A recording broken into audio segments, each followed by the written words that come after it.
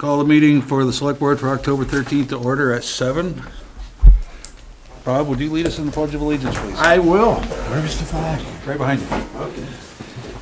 I pledge allegiance to the flag of the United States of America and to the republic for which it stands, one nation, under God, indivisible, with liberty and justice for all.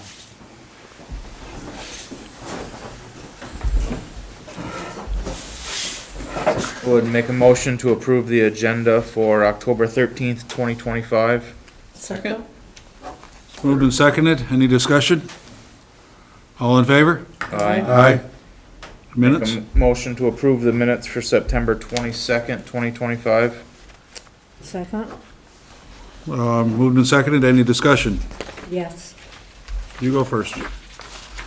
I think on the Pledge of Allegiance, I think it was Roy that led it last time. It's just a blank line. Then down further on the first page, where it starts Mary McIntyre, is representing the is spelt wrong. Okay. On the next page, Axle is spelt wrong in 2 places, under quote to repair, and under painting the highway garage. Is it really $19 to $20, or $1,900 to $2,000? 19 to 20,000. 19 to 20,000. There's no thousand here, though. Yep. Okay.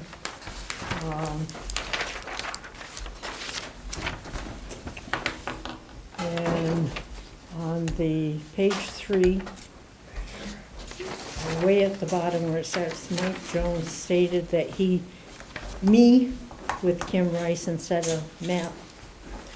And down 3 lines further, the grounds would have HVE instead of HAVE. That's it.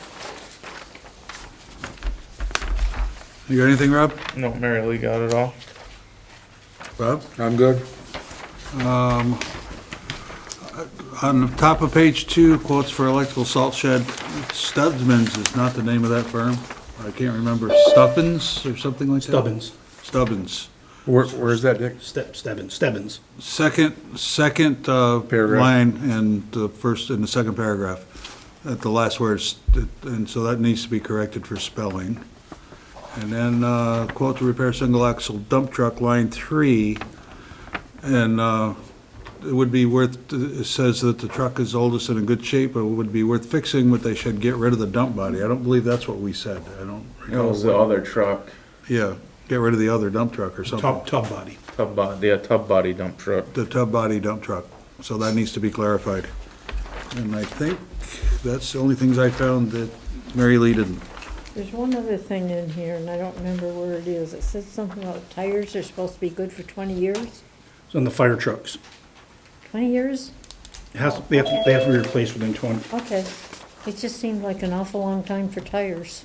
It is, That truck probably puts on less than 100 miles a year probably. but it also stored inside, but they're starting to get weather checked after 20 years. They, Okay. They still look like new, but the tread looks like new, but they're not safe anymore.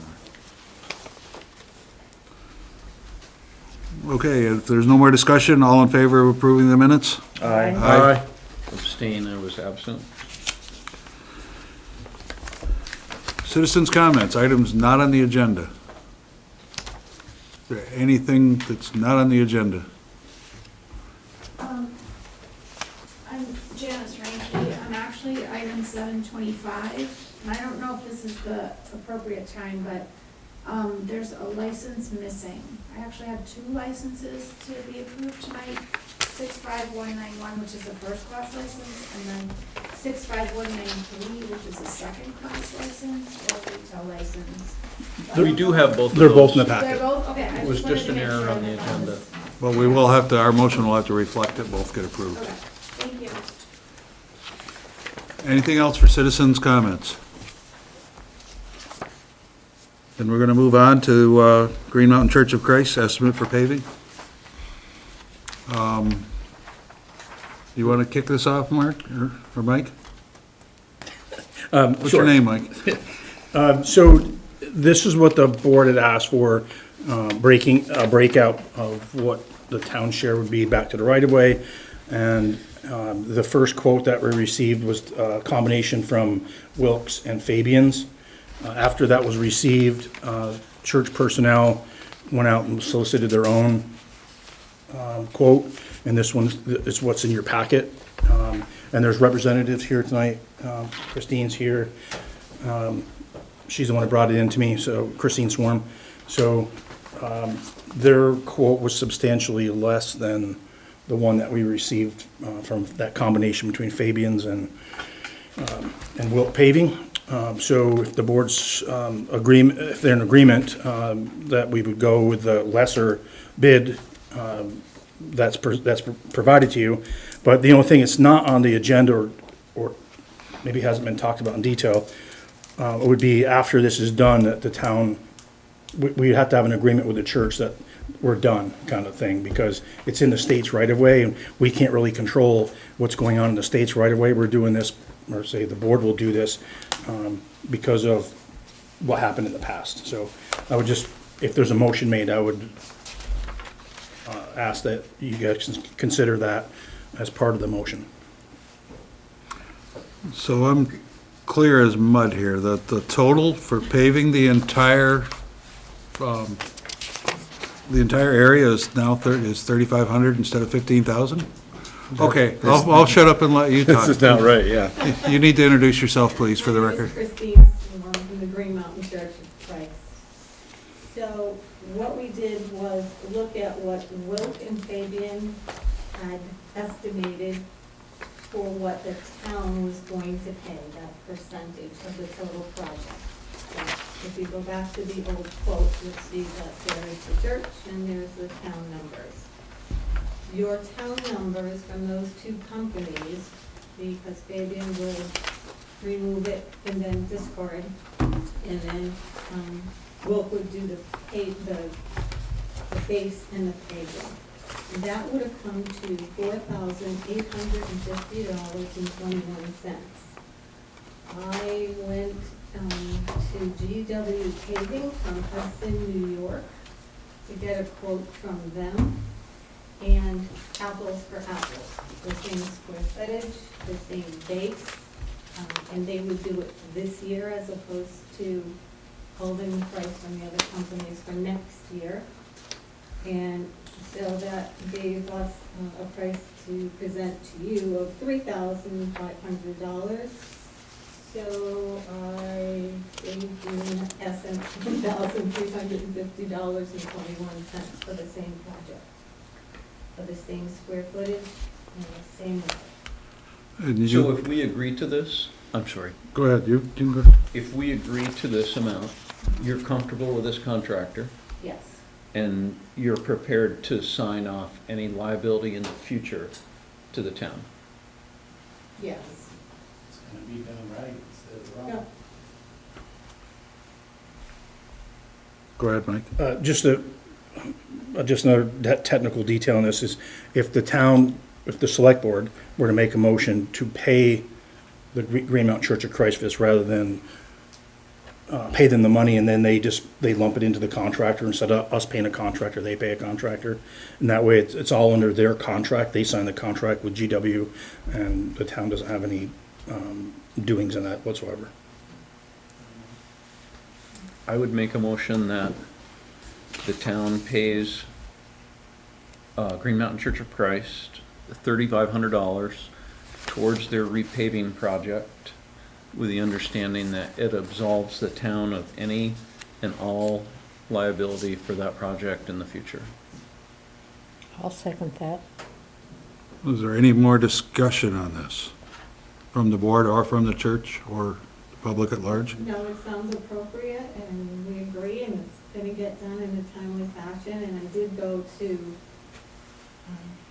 hearing Bob McIntyre use this GW paving contractor. And so I spoke at length with Bob about, they are answering phone calls as soon as you get a phone call. Their quotes come the next day, and they're getting a timely work table for this to be done. And on behalf of the church, I have sent a down payment so that we could get on the schedule for this fall. So the balance that we have plus yours will be the other 50%. They wanted 50% to get on the schedule. It took a little work, but we saved a lot of money, all of us. Thank you. And maybe you Appreciate can your use- work in And that. maybe you can use it in the future for parking lots or whatever. Well, it'll get done, so it'll be done this year. That's a good thing. That's a good thing. I appreciate the work you put into it. I just want to make sure that you and the representatives of the church and the church are fully on board that this will be the last participation that the town will have in that. Do you need us to sign a document? We would, yeah. Yep. That if you're not happy with the work that they did, or the state's not happy with the work you did, or whatever it is, that we're absolved at this point. I'd be happy to do that. The one other issue is that when we were going with Wilk and Fabian, you were gonna absorb the cost of the permit for that one section. That's because it's not ours, it's not a private property, it belongs to the right of way. Are you still in agreement with that? It's like, I forgot what it was, it's like $100 and something for the permit, $120, I think it is. I don't think that's a deal breaker. All in favor? Aye. Aye. I'm gonna abstain on that one. Motion passes. So go ahead and get it done. Okay, questions, when could, and who do I get that document from, so that I can? Tomorrow I'll work on it, and then also you'll need to see our accountant. If you can stop by, we can do it all at once. You want me to stop by tomorrow? I'll be there in the morning, so if you could do that. Sure, Yeah. absolutely. Great, thank you. Okay, works. Thanks. Perfect. Thanks, Chrissy. Thank you. Thank you. Welcome. Okay, we have a liquor control application to approve. Two. Two. You want to do the honors, Mark? I would make a motion that we approve a first-class restaurant bar license to Life of the Table LLC.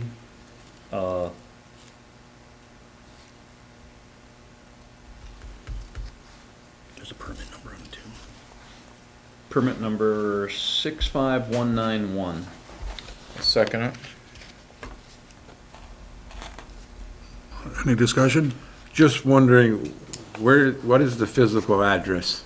It has a post office box. That tells me nothing. It's the Farmstand Cafe It's in the the, yeah, the Farmstand Café, so Okay, it's in the plaza. it's in the plaza. Okay. Yeah. Yep.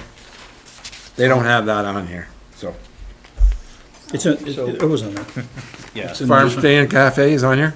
Yes, After. second page. Oh, second page, okay. somewhere in there. Okay. I remember seeing it. So to be clear, the first-class restaurant bar license gives them permission to sell beer and wine in-house to people that are consuming it on premise. So, all in favor? Aye. And I would make a motion that we approve DLL application 65193 for a second-class license for Life of the Table LLC. And the second-class license would give them the legal ability to sell beer and wine not consumed on premise.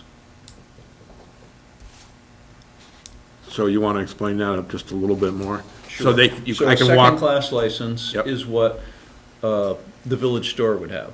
okay, You can't buy wine and drink it there, you have to take it away. okay. In this case, they would have both, so they would have the ability to sell gift baskets and things like that that had a bottle of wine. Okay. Beer and wine, no spirits. I'll second that. Any more discussion? All in favor? Aye. Thanks, guys. Appreciate your contribution to the community. Absolutely. So we're rapidly moving ahead of schedule, but that's okay. I'm not complaining. Doesn't happen very often. No. Rec Department update. So that we have no rec director here, he's moving his goods. He does have, so, Micah Barchet is the new rec coordinator.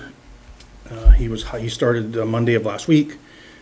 He attended a conference on Wednesday and Thursday for the Vermont Parks and Rec Association Conference up in Killington.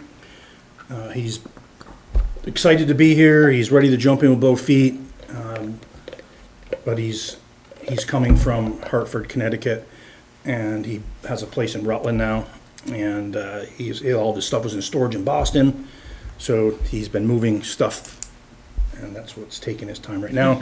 But I will bring him around to the departments. I did stop by your place to introduce him. And I was on the way to Cape You were Cod. you're on the way to Cape Cod. Mark's met him. I met him briefly, yeah. But I'll get him around, but excited to have him on board. Truly, he's excited to be here and ready to just start going, so. How do you pronounce his first name? Micah, Micah? Can you spell it, Mike? Micah. That's the first name. Micah. How do you spell the last name? Barshay. And how do you pronounce that? Barchet. Barchet. Okay.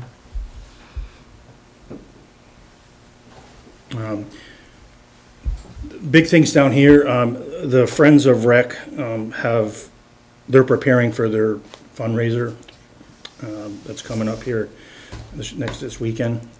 They've done a lot of work. In the old kitchen, they put in some cabinets, or they had somebody volunteer to help them put in some cabinets. We had Paul McClure in here who fixed the electrical up on the stage, so now that's working. But it's mostly been a lot of cleanup. There really hasn't been a lot of programming going on right now. Summer's kind of, besides pickleball, that'll pick up again in the winter as things move on. There's lots of things to do in this building. It's on the next agenda item, so I won't start talking about it now. But we're moving Micah's office up front, so that when people come into the building, the first person they should see is his smiling face, and people will be able to find him. So that's a change from what we had before. He attended a rec commission meeting last Tuesday, so he was able to be introduced to members of the rec commission as they're working on their strategic planning. He'll be part of that as well. So, and that's really there's not much going on besides building stuff, and I can talk about the next topic. Unless somebody has any specific questions about rec. When will he be in this office? Just so He was here last week, so he has access to the computer now. He's got his phone. He's very tech savvy, so he's already figured out how to get everything to his phone so he can see it not when he's just here.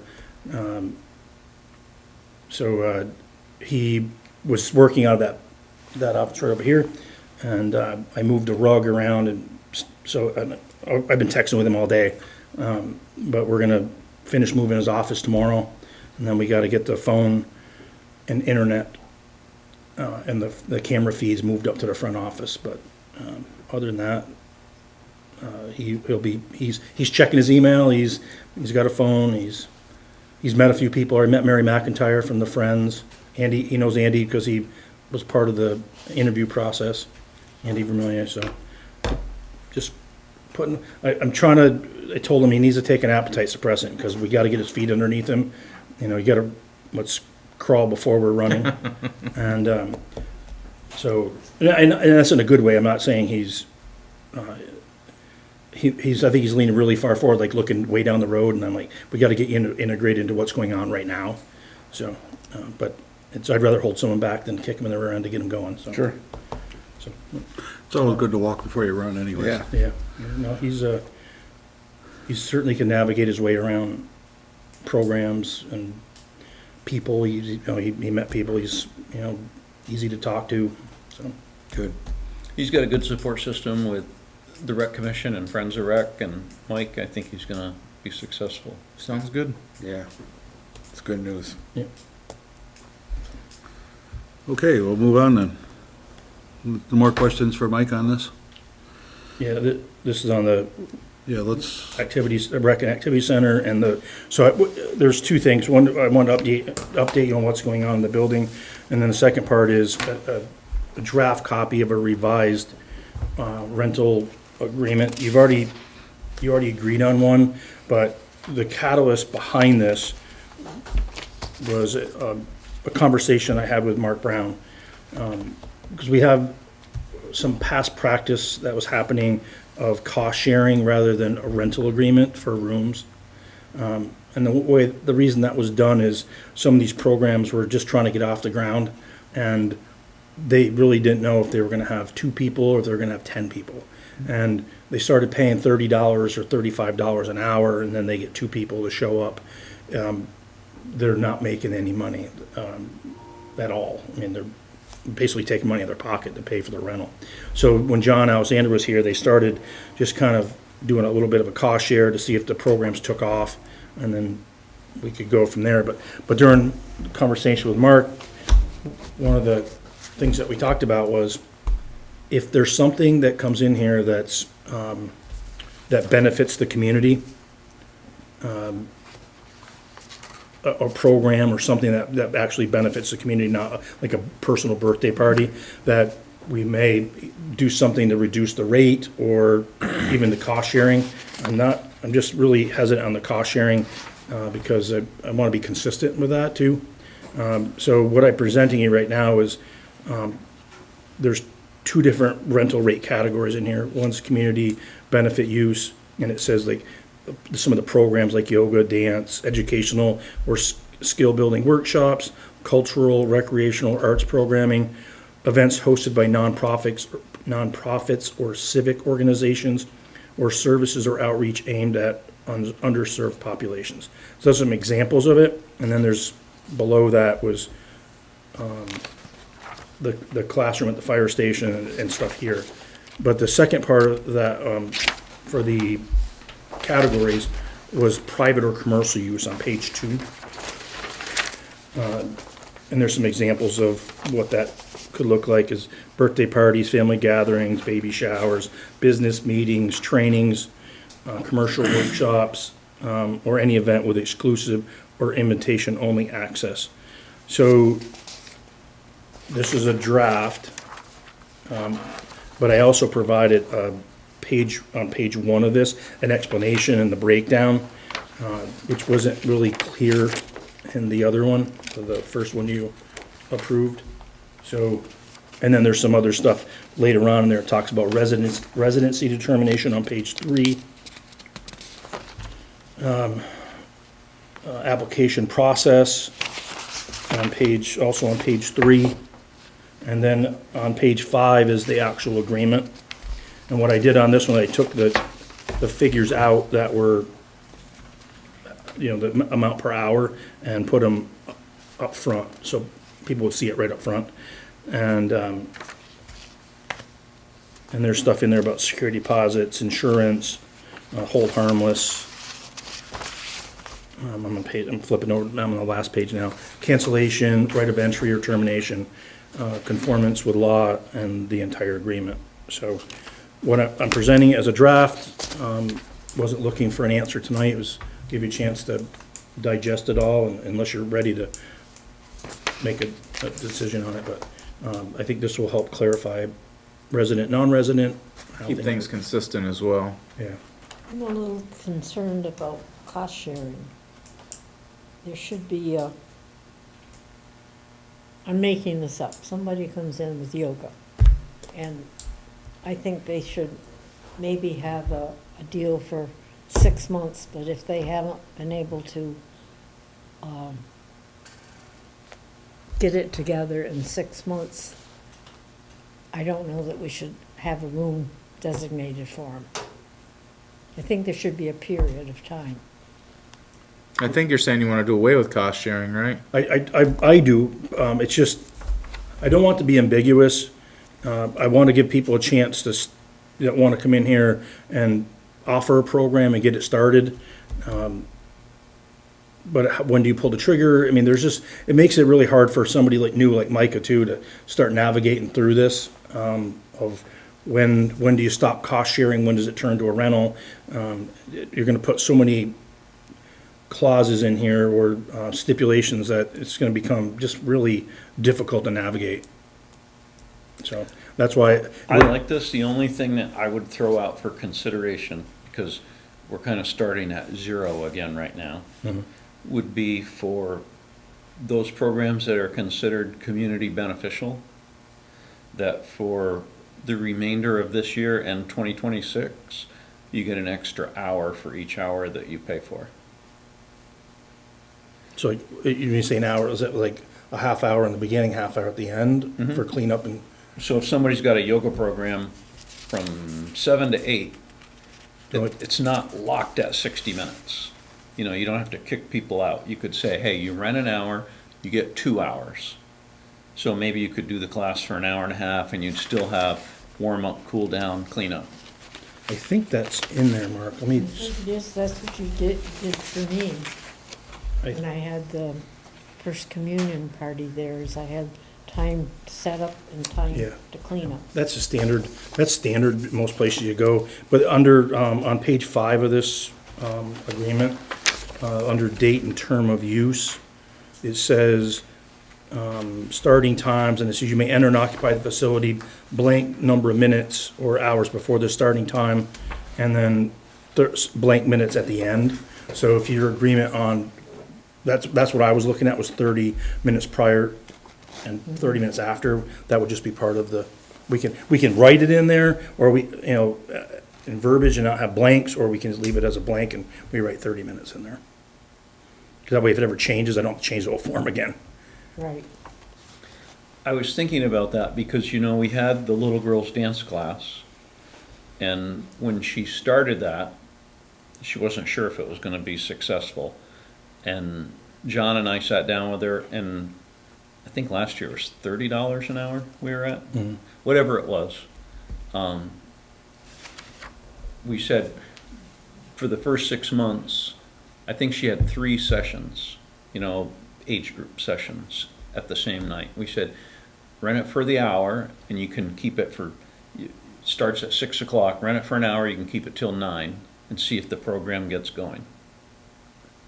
And they did the program. This year she came back, and at $25 an hour, $75, she said, that doesn't make I'm gonna lose money. I mean, I know we have to generate some revenue here, but we also want to give programs an opportunity to get started and hopefully maintain. That said, if it's a new program under that, under the facilities, under the categories for community benefit, you have an option to say you get 60 minutes, for the first to get started, so they can get their feet underneath them. And, an extra $25 is not gonna push us over the edge with saying, we finally made it. We got $50,000. But if it would keep programs in the Yeah. building, Yeah, that's what I'm saying. That's important. It'd be like, we can say that if it's for the first, whatever, 3 months, 6 months of the program, you get an hour each side of it. And that way, you can try to get your program going, because if we lose them because they can't rent the place, then we got no rental income. And Yeah, 50 is better than nothing. Yeah. Well, and having people in the building has a value all on its own, all by itself. right, that's what we want to see, is community members here enjoying this facility. So what wording would the board want for that period of time, that kind of grace period? And would it be 30 minutes or 60 minutes? How do you want me to? I would stay with, for the rest of this year and all of 2026, for every hour you rent, you get a free hour. I can't see who's back. Is that Mary? Hi, Mary. Hey, Can you come into the podium so that Mike can pick you up though, please? Mary Roby, just one thing for you to consider. consider, one thought I had, is that I know like the wellness room can, is probably, well, the gym too, but could be very much in demand in the evening. For example, I know when Tai Chi was being offered, there was a yoga class at the same time that had to be in this room. So I'm just, consider that there might, like, I think a wellness class can be within an hour. You don't need a setup, you don't need a, you know what I mean? Like, just consider that some rooms maybe could turn over within an hour and not necessarily promise them 2 hours when it's actually, another class could come in right after them. That's all I was thinking, for you to consider. Okay. Thank you. So it's gotta be a case-by-case basis, right? Like, Yeah, I mean, because we got to look at how long their classes are going to go for. Because they say by truly in an hour, but if they're not out of there, cleared out of that room, say they start at 6. At 7 o'clock, if there's one class behind them and they bleed over, then you're bleeding over into somebody else's time. So we'll just work it case by case. But I guess the gist of it, what I wanted to hear from the select board was how, was there a grace period of like how long we're gonna do this for? Which it seems, if you agree that it's all of the rest of this year and all of next year, and that we work out, so that gives them a chance to get their business off the ground, and we can certainly work with that. Plus, we have multiple rooms in this building that could be used Yeah. simultaneously. Yeah, that's a discussion after I get Mike on board and, Yeah, I realize there's another discussion that has to be had there, but, Yeah. you know, we gotta keep our options open. yeah. The only other thing that I was wondering is, I noticed in your daily rental, there's no differentiation between residency and non-residency, and I don't know if you wanna continue to think that way, or if we wanna make a difference in the daily rental rates.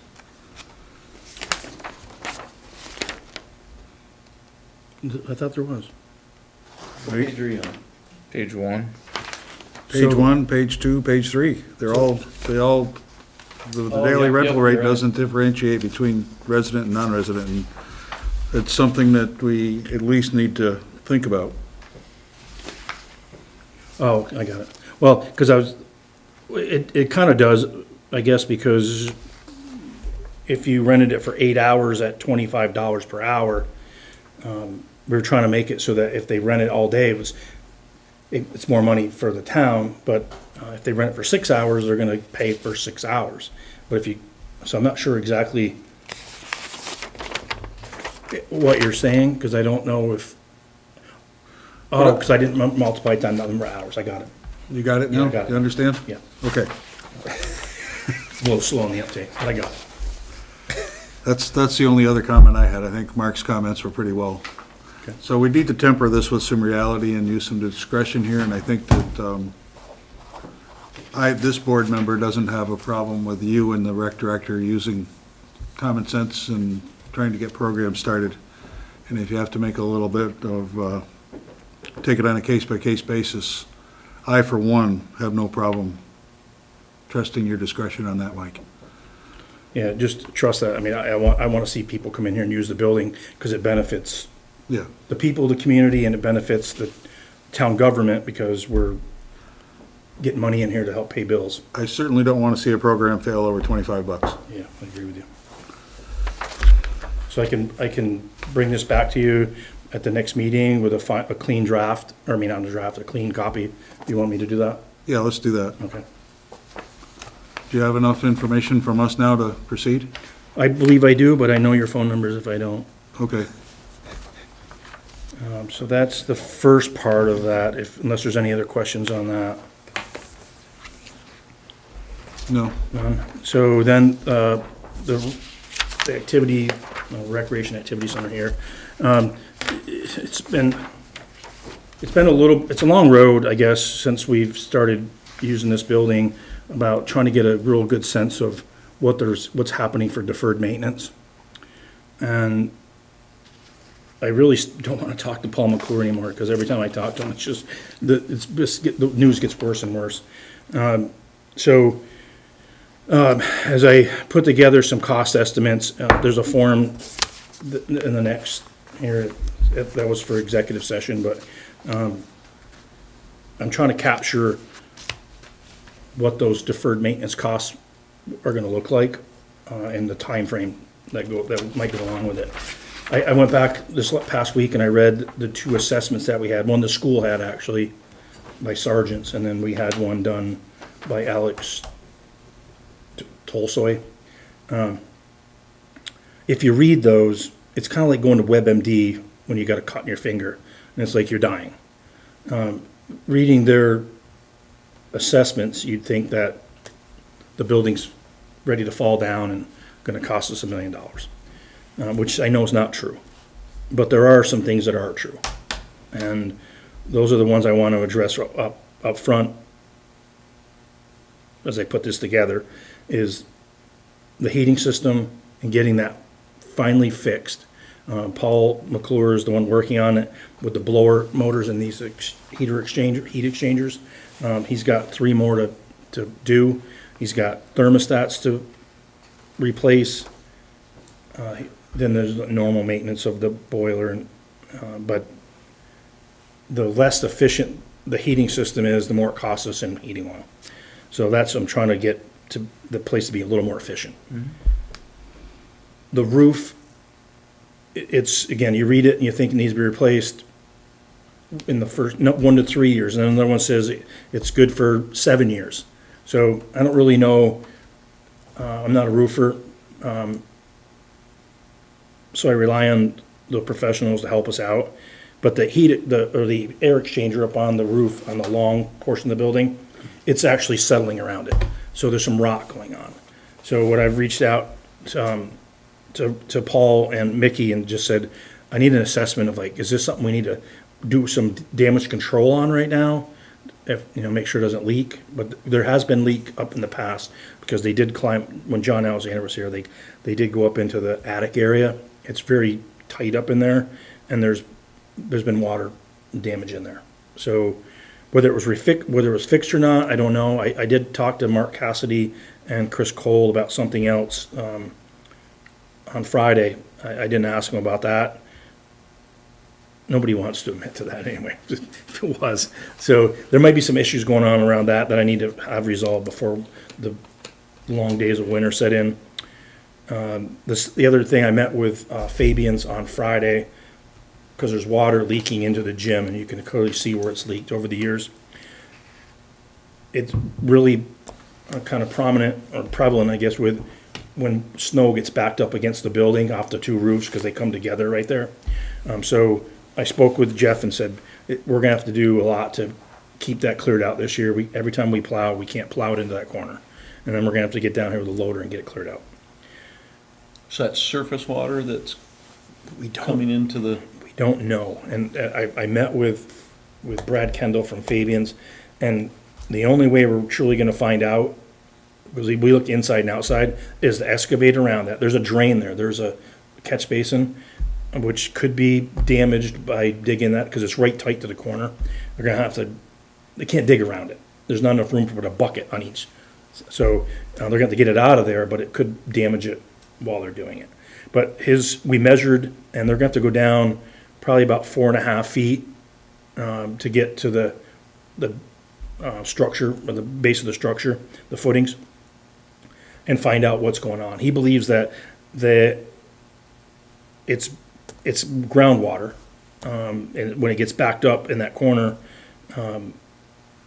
it holds the water right there. It's not going into the catch basin. It kind of gets held there. And then there's an spray-on application to help seal it if that's the case. But we don't really know until we dig it up. Mm-hmm. And with the gym floor being a high-value target for Friends of Rec, we got to get this resolved before they put a floor down in there. Because you can see if you go down to the gym and immediately go through the doors into the gymnasium, look to your right at ground level, and the concrete blocks are deteriorating right there, and water, you can see where the paint's all coming off the wall. Can you camera that catch basin? He looked down in there, but we really couldn't see really much. We had to pull the cover off it. And then we can figure out, it's not backing up, according to Mark Cassidy, it's not really backing up into from the catch basin and overflowing back into it. it doesn't seem, when the snow and ice falls in that corner and it blocks water from getting quickly into the catch basin, it's backing up against the wall. And they've siliconed it about 4.5 feet up, 5 feet up. So there's been a problem there in the past. So we gotta do some exploration. It's gonna cost some money to do it, but,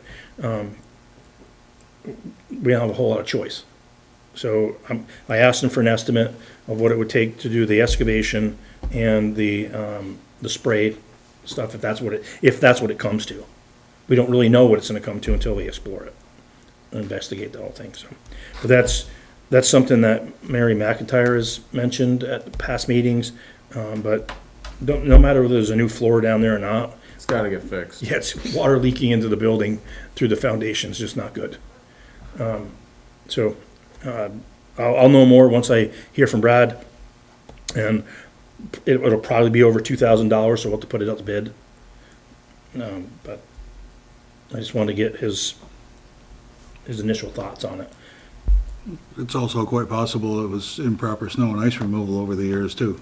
There could be a big factor in that. Yeah, well, you see the bricks, there's some separation, so if during the day, come down, take a look at that, it's right in this corner where the ramp comes down and meets the gym. And there's some missing mortar and bricks, and there's some, like I said, there's some caulking or adhesive in there, so. The question that occurs to me is has the snow been actually removed from that space in the last 50 years, or has it just been pushed up against the building and left to melt? According to Mark Cassidy on Friday, he said he used to bring the tractor down from the elementary school and he would remove the snow from there. Okay, well, that's good news. But there is a catch basin there. It does drain. We know it's functioning because it drains behind the school, the north side. About halfway down the hill, it daylights. So water does come out of that. We just don't know if there is damage to any of those until we inspect them.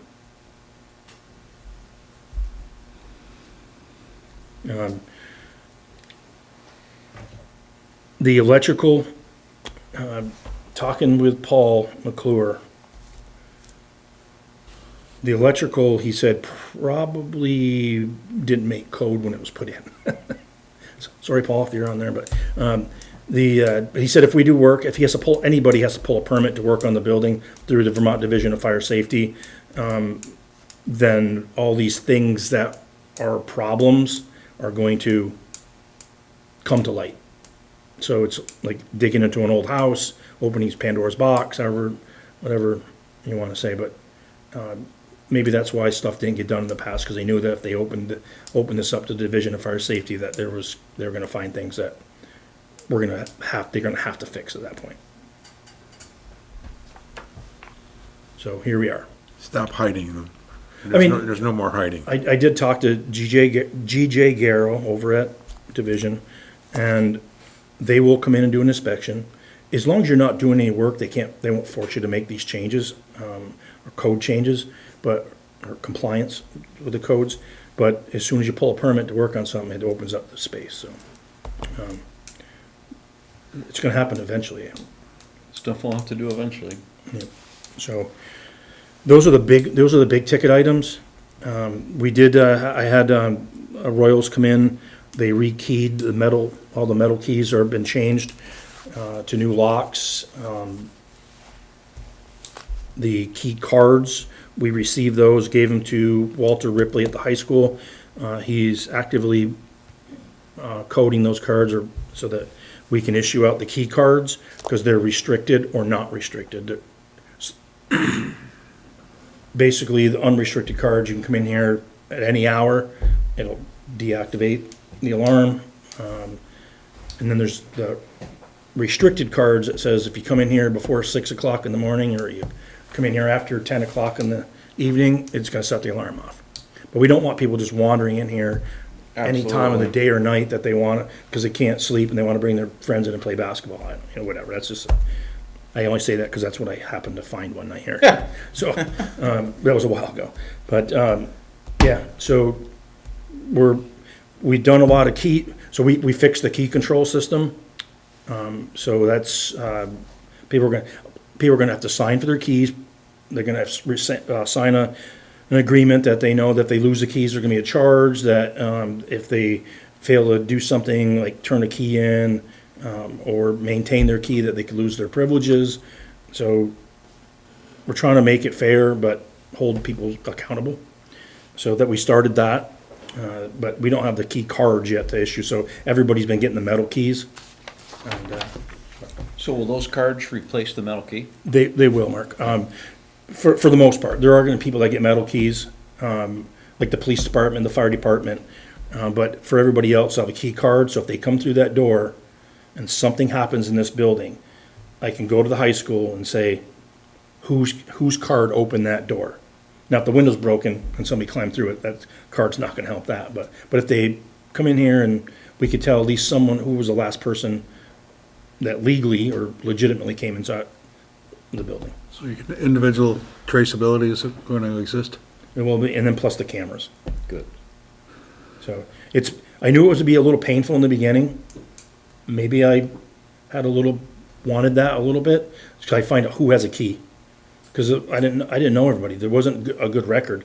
So when someone like basketball came here and they can't get in because their key doesn't work anymore, at least I'll know, like, oh, that person has a key. And I'm picking on basketball, but they were here, that's why. Right. And they're like, we can't get in. So, but anyway, we're making strides for accountability, and maintenance-wise, I'll keep you informed as I get more information, but there are things that have to be done. Some's budgeted for, some's not gonna be. Are you gonna have a sign outdoor if they can't get in? This is the number to call. Oh, Micah's name will be right on there. Call Mike Jones, 24/7. Most people have that now. My personal cell phone number is known by half of the town now. Yeah, so it will be out there. Michael's number will be on there. Perfect. And it'll say if you find a door open, contact him, that kind of stuff. Because I've been here several times over the last 3-4 weeks, and the door's open. And unlocked, I should say. So hopefully this new accountability stuff will help that too. Perfect. Barring any of your questions. All right, so my takeaway is to bring you back the updated facility use agreement at the next meeting. And keep us apprised of maintenance issues and surprises. I will. I'm gonna use this spreadsheet to help track this stuff. I put it at the very bottom of it. That was just some guesses, because I didn't have estimates yet, but there are some things that I do have information on, but there's other things I don't. So I got a key back from the basketball group, Okay? so you want those back, because they're still functional. They are not functional. Okay, so I can just throw that out. Okay. If they want a new one, they can come to the office, and I asked Christine, because Sign a agreement. they'll sign the agreement, and they'll get a key that will let them, but I want the key card, so it's, the pain in the rear end's gonna be, is if you got a metal key, but you're supposed to have a key card, I can't issue the key cards until I get them, and they're gonna get a call saying, hey, the cards are in, come and swap them out. And I did get keys made, they're not supposed to be able to be duplicated, according to Royals. But if you know what you're doing, you probably could, but anyway, they're I got them so they couldn't be duplicated. Yeah, you're not gonna get blanks at Aubuchon's.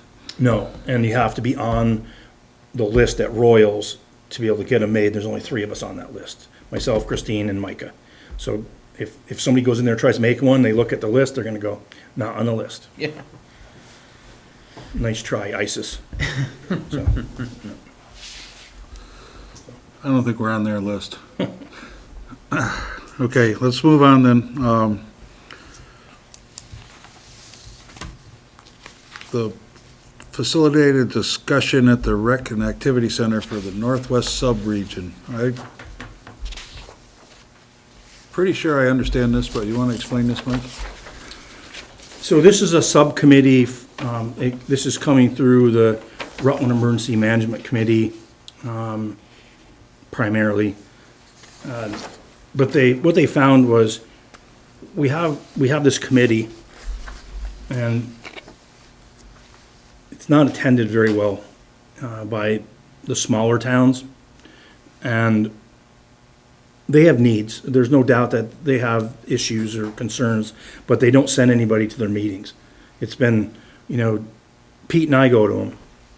And from one town, two people are usually, we're in attendance, but we're the biggest, outside of the city, we're the biggest community. So they wanted to use Castleton as a host to have this discussion with other towns in our region. And we're talking West Haven, Fairhaven, Benson, Hubbardton, Castleton. I'm not sure if Orwell's in this one or not. It's in here somewhere, but. Sudbury. Yeah. So they looked at these towns and they looked at who historically worked with each other or support each other, and they made a map of these subregions. They already had one meeting, so now they want to have another meeting in the western part of the county, the northwest part of the county, and Castleton is kind of the center of gravity. And out of all the towns that are in this area, we have the most active or robust emergency management group, where these small towns like West Haven, they have an emergency management director and a coordinator, but that's about just, they fill out the form and send it in each year, but some of them are active, some of them are not. But typically, nobody from those places attend the meetings. So this was a chance to try to get everybody together. It was Sudbury, and have this facilitated discussion, and they're gonna talk about, like, how do we help each other, shared resources, what they have for problems. And I don't know if you got to read the notes I forwarded around, and there was one here from their October, or their other meeting, that they gave us some highlights of what happened in those meetings, and I don't think there's anything that was really out of the ordinary that a town would, So this is gonna be here this Wednesday. correct, right in this room. And Mary Lee had signed up, I believe, yep. And, so, Maggie O'Brien from the Regional Planning Commission will be kind of the facilitator, but they're gonna have lunch and have lots of discussion. And they welcome members of the select board and to come to these, because you guys are the money people and the decision makers for policies and governance. So if you're able to attend, that'd be great. If not, there'll probably be certainly a lot of notes that come out of it. What time does it start? Yeah, 10. And we've got, Starts at 10? no, I'm sorry, hold on. It starts at 10 to 1. Yeah, 10 to 10, 1, 3 hours. yeah. Yeah, they broke it up into, town-based groups. Then it talks about arriving at 9:15, no later than 9:30. Yeah, So, but that was, I asked Maggie about that because she wanted to get in here. I showed them the room. They looked at the room and said, okay, this will work. They'll show up a little bit early to reconfigure it. Excuse me. And get everything, functional before people care. But they didn't want people walking in like at 10:01. They were trying to get people in here signed in, make sure they have everybody accounted for and stuff like that. So they're at 9:15. Mary Lee is not it. She'll be here at 9:15, but nobody, she's not asking the public, the rest of the people to show up at 9:15. But imagine if you hear it, 10 minutes early, 9:52. you'll get, they're not gonna kick you out, so. But that's what it's about, emergency management related.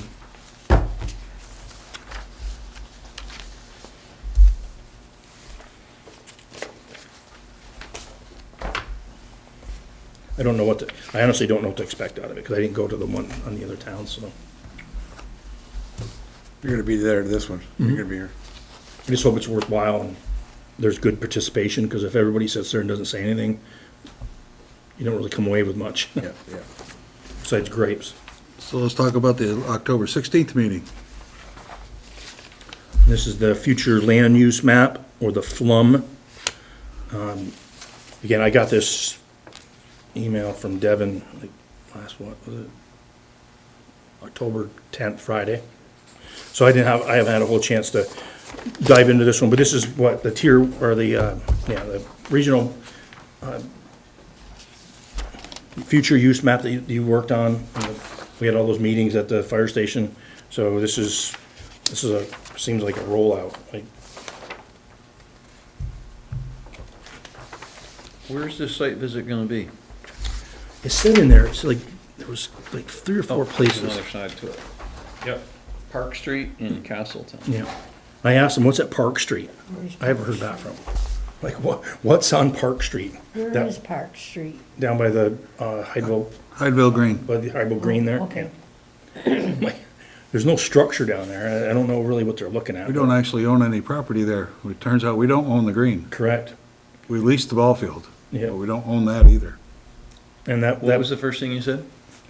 We don't own any property there. We lease the ball field. and that changed hands. Wanger Railing bought that building from Ted Parisi. So it's a 99-year lease, so there's still a lot of years left on it. But the lease went with the sale of the property, so we didn't lose, use of the field. If you notice, he started doing some landscaping already, so. Yes, yeah. Yeah, I saw that. We wanted to expand that parking lot, and he may say no. I don't know yet. Ted was fine with it, but getting off our butts to get down there and do it, didn't happen. So, because there's a parking issue there, so, for baseball, people are parking along the fence by the road, and I've received many complaints, that it blocks people pulling out of the parking lot, and they can't see to pull out. And so, Ted has said we could put no parking signs along there if we wanted to, but now that Wanger owns the property, I have to ask him. I'm sure he doesn't want an accident right in front of his place, but, so. He's They're- normally pretty reasonable. And then, but they were talking about this with, this schedule is, the bus was gonna be carrying people around, and state representatives and the RRPC staff to each of the 4 site locations, and like, I got it on Friday, and I haven't had a chance to dive into this either, ask Devin any pointed questions, but if you have any questions, that you have, I can bring them back to Devin tomorrow and then follow back up with you. Cause I'm trying to figure out, and this is like, is meeting at Park Street, that's really what it's about, is, or we're meeting? Says it includes visits to Poultney, West Rutland, and Killington between 12 PM and 3:45 PM, followed by a regional hybrid meeting from 4 PM to 6 PM, either in person or at the RRPC office on Evelyn Street. So, I know just as much as you know about it, so I'll That seems a follow. little convoluted to stand at the edge of Park Street Yeah. when it's 45 degrees and talk about, Something. I did send him a message, because I said, what are you meeting at Park Street, is what cause I'm like, there's, Well, and I'm a little vague on what the goal is. yeah. It's always nice when you have a meeting to know what you're planning on accomplishing. Okay, I will get some more clarification on like meetings, what their schedule's gonna be like. I cannot do that one, because I'm gonna be in Maine eating lobster. Rub it right in, Mary Lee, rub it Well, right in. priorities are, That's priority. I get that. Okay, cops hiring program, grant award. Let's talk about that. That's good news. Yeah, some good news, right? So we received word, that the COPS grant that the board authorized the PD to apply for was awarded $125,000. This does not replace the funding that we normally would for a regular officer. This is to bring additional people. So the reason they applied for this is they felt they needed the additional people to what's going on in our community, and having somebody that can, cover when people are on sick or out on vacation. So one of our officers is leaving, resigned, moving on to a different job, and Avery Schneider's, on the 28th, will be moving into that position. So this is what, she would have probably been the officer they bring on. She's fully certified. But now that she'll be brought on anyway, so they're gonna be back searching for somebody to fill this This grant. will be able to bring another full-time officer in for what, 2 years? No, it's more than 2, I believe. Or is it 3 years? I think it's 3.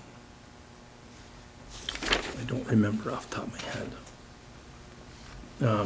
I tried going to some of the links on here, and Justin and Joe and Pete are on the email list for that. I'm not on it, so I couldn't access it. But I'll follow up with them to get a little more information on it. But the good news was that they applied for it, we got it, and now we're gonna be going through a search to hire somebody new. Obviously, you know what the question is coming out of my mouth. What happens at the end of the 3-year grant? You have a choice at that point. You keep them on or you don't. That's a tough decision. Well, You bring somebody on for 3 years and you say, oh, bye-bye at the end of 3 years. if they sign up knowing it, that's one, I guess it's gotta be transparent that. Yeah, you gotta say, They we know what got they're this getting grant into. money here, so this could be a 3-year only job, or we'll see what it looks like in 3 years, it'll be reevaluated. Okay. And I think there has to be some measurable, criteria that we're trying to achieve out of this. And so that means that Pete and Justin are gonna have to really be more involved, or be, not more involved, but they're gonna have to keep good notes and stats on, by bringing someone on, did we reduce what they felt was a problem? Not getting enough people out there, for mental health and. Yeah. So if there's measurable results that at the end of that period, maybe at the end of the second year, that you start talking about budget-wise, are we gonna go and try to put this in the budget and bring it to the voters, saying this is what they were able to achieve over that period, bringing this next person on? This extra When we person. discussed this before, one of the things that came up was the overtime budget was over by August, right? I recall overtime was $50,000. Yeah. And they had hit that just over halfway through the year. Overtime, obviously, you pay at time and a half, so I couldn't figure it right now, but I know there's a formula that we use at work. When your overtime hits this much, you go, well, we could have hired a full-time person for what we paid in time and a half, and instead of getting 20 hours a week in overtime, we would have had 40 hours full-time for the same money. Yeah. And I think that, I'm not sure that we're quite there, but I think one of the expectations that we should have with a new full-time officer is that overtime goes away. I mean, some of it's gonna be unavoidable. If an officer's on a call and they reach the end of their shift, they can't. Oh, I'm leave. done. Yeah, Yeah. but in trying to schedule people 24/7, after some of the issues that we've had this year, the overtime budget went way up. So with this 125,000 and the potential to eliminate overtime, we could actually be saving money for the first 3 years in this grant. And maybe almost neutral the fourth year if we kept that person on. Yeah, it'd be a If we good, eliminate overtime. good chance to learn what needs to be done in the future. Yep, but I think that we have to make it plain to the department that they've got to really tighten that overtime. This gives them the manpower to cover all the hours and keep it in regular time. What about vehicles? Do we have a vehicle, or are we gonna We be do. short on vehicles? We have- Vehicles aren't our problem at this point, so no, they're sharing two officers to a vehicle, so that's not the issue. But looking at the way they get callbacks and the way the union contract's written, saying if they're called back in, they get a minimum of 4 hours overtime. Something like that, highway department's 2. That can eat up overtime too, I'm stuck on this and I got their calls and we gotta bring somebody in. And then they come in for 2 or 3 hours and they get paid for 4 hours, let's say. it's almost like you're gonna keep them for the 4 hours. You know, whatever the time that they come back in for is what you're gonna stay. Not stay for 2 hours and go home. But there are instances where overtime is gonna end up like that, like you said, a carryover from it's 2 o'clock in the morning, you just got a DUI. Well, plan on another probably 2.5, 3 hours, especially if you have to lodge them in Rutland. So, But I know Justin said earlier this year, you know, everybody's shift was extended to try and cover those early morning hours when there was problems. So if you could cut those back, they have cut those back though. yeah. So they're not doing that 24/7 thing anymore. So that was during that period of time where they had the issues in Blissville. But they haven't been doing that. So one of the things that got brought up, and I'm not sure if this grant will help solve it, because it's only Castleton, is the security at the schools. They just cut back their budget for officers, the school resources officers, and with all the craziness that's going on in our society, that they're just a soft target when there's no one around. And I've had a couple people already, Jim Leamy being one of them, question why they're cutting that stuff out of the budget, and when security at schools going all the way back into Jack Sawyer, what that can cause, the fear and everything in the community. And mental health issues today just seem to be more and more prevalent, and why we're cutting security at school. So I told Jim and I told Pete that we're gonna meet with Brooke and kind of find out what their plan is for the future, because I'm only hearing that, I didn't hear that from Brooke. I heard that from Jim, so I wanna hear that from Brooke and find out what they're doing to in the Take some future. of their expenses and put them on the town budget, Yeah, well, just like the junior high sports. yeah, the 5th and 6th grade sports right now, so. Yeah, I had a meeting on that too. But I'm not sure if this will really solve the problem, because this is just Castleton. Because they pay all the benefits and wages for our school resource officers and mileage and all that, but Castleton can't be the only one that's supporting Benson, Right. Castleton. I mean, there's gotta be a partnership in this too. So, more to follow once I have a meeting with Brooke. All right, we're gonna move on. Let's talk about glass recycling. Unfortunately, I didn't get a hold of John Casella today.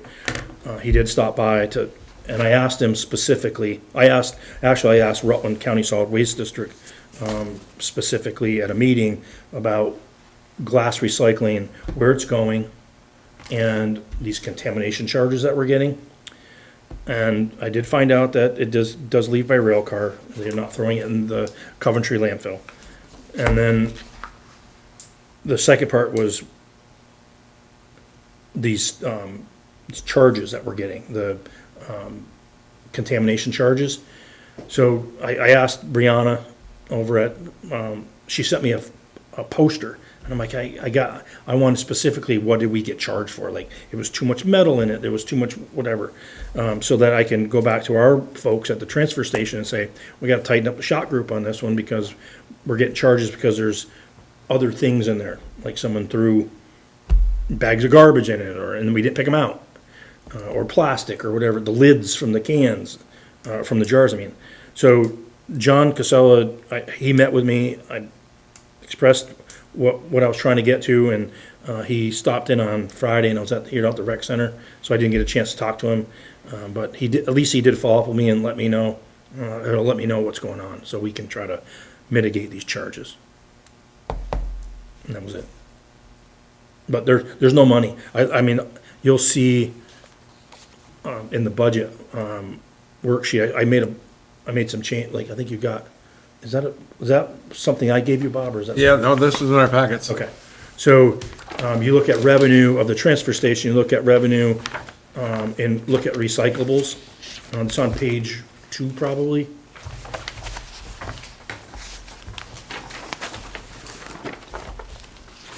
Oh, no, I'm sorry, it's on page 1. Transfer station revenues. It's recyclables in gray, the gray actuals column. We brought in $581 for the whole year on recyclables.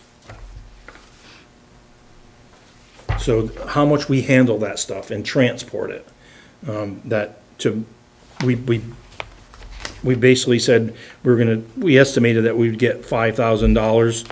And this is all based on historical data, looking back at what past years were. But now there's no value in these commodities for recycling. And we were basically rounding it, we'll say what, $4,400 short of our goal.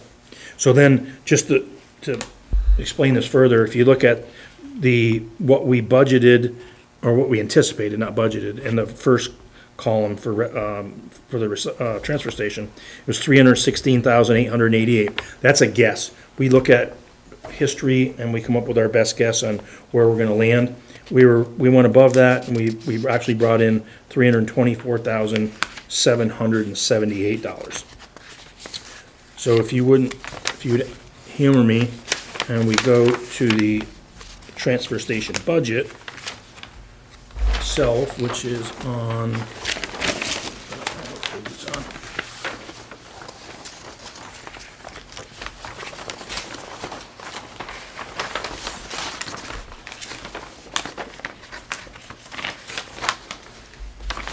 it's on, starts on page 15. 15. So this is the actual budget and the actual, so if you flip over to page 16, and at the top of that page, the budget that was approved by the voters was $376,477. Our actual spent was $299,803. So we underspent the operating budget. We got revenue that exceeded what we expected, but it was only $324,000. $8,000 more than what you Yeah, expected, so right? we brought in more money than we spent, but that's only because there's things that we didn't buy. We held off for a year. We didn't know we were gonna land, so that's why the bin, that $7,000 bin, I held off, because I was iffy. Sometimes it's a crapshoot.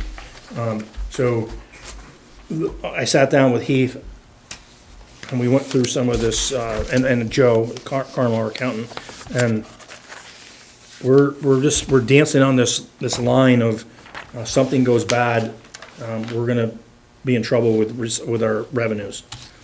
Especially with, recycling, there's nothing, but if we start having to pay to get rid of recycling, then it's I have to come back to the board and say, here's a recommendation, what are we gonna do about, whatever that might be at this point, whether it's raising rates. Some towns charge for recycling, some towns charge for compost. What I brought to the board in the past was, we'll end up finding stuff thrown out in the trash, they won't recycle it. If we're gonna charge for it, they're just gonna throw it in their garbage. Or compost, the same thing. So it's always, not everybody's gonna do that, but there's a chance. And then, like the stuff that we get rid of it by the ton, the trash. We get rid of it by the ton, but we take it in by a lot of bag fees. And if the bag fees don't keep up with that, then I'd have to come back to you saying, we're down on. But if you can look to these revenues for each one, like metal, bag fees, tipping fees, and the scale fees, and you can see where we made more money than we anticipated, and other places we were down. We didn't make any money on it. So these are the dances that we do each year, trying to bounce this back out so that the transfer station is cost neutral. And we've been kind of successful, but a lot of it's because we underspend the operating budget. And there's gonna become, the scale needs to get, there's an issue with the scale, there's an issue with the compactor, those things all start, they're not capital things, but we have to fix them. It costs money to do that. So, it might be more than we budgeted for. But we do keep an eye on it, try to keep you kind of apprised of what's going on, but, I just don't wanna see the transfer station not pay for itself. Whether it's by saving on, one way, But that's not the way to go, is not buying a bin that we need, because we're afraid that we're not gonna make the revenues. But that's kind of what's happened. So, but that was just, I really gave this to you, because the actual columns were filled in, so you can see where we landed for the year, for revenues and for expenditures. This is just it's unaudited at this point. The audit's not done yet, but Joe feels pretty comfortable that his numbers are good, so. Yeah, so, sorry, that went from glass into all that, but, Do you want to touch on what Brianna told you, though? Brianna said that we're not doing anything wrong if we're just using the food waste, that the labels can be on there. yeah, so, It's if you throw pane glass in there. Yeah. That's kind of what. so now, Balance. it's a good point, Bob, thank you. So now with that, the so what out of that one is our folks that work at the transfer station are gonna have to do a little more education to the public on what can go in there, so we don't get the contamination. And if they do it does get past them, they're gonna have to pull it out. And that's the only way to get around it. There is no magic bullet on this one. People throw things in there, they're not looking, they're gonna do whatever they do. And our guys they have those big poles, they reach in there, they can pull stuff out.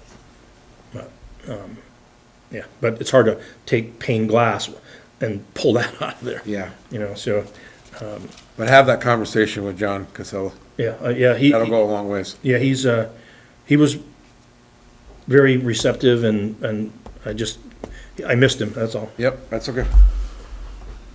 All right, let's move on to the highway garage. Painting, okay. So, the board asked me to do a little research on getting the building fixed before we worry about painting it. Remember I told you the door? So that's been fixed. What they found out was when they did the concrete, they never secured the floor back.